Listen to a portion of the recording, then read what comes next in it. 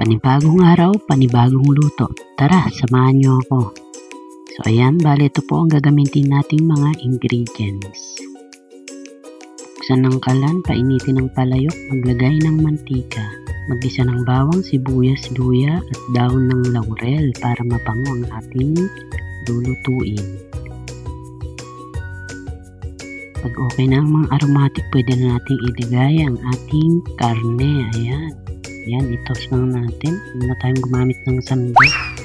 Itos lang, paikot-ikutin gaya ng pagpapaikot niya sa'yo. Ayan, pag okay na, pag wala ng dugo-dugo, pwede natin ilagay ang ating mga pampalasa. Kaya ang magtubig, lumabas ang tunay na katas.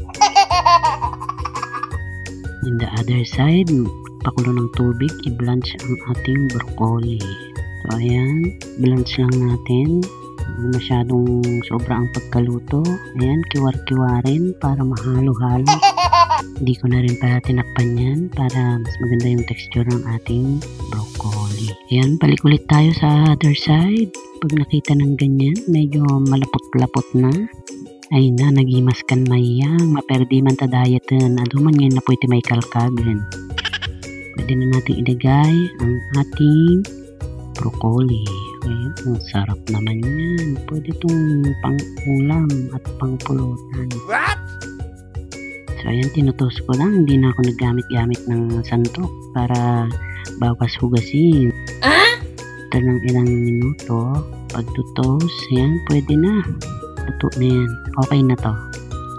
So ayan mga master, ito na ang ating finished product. Ayan, gustong gusto talaga yan ng mga alaga ko at nila amo ko.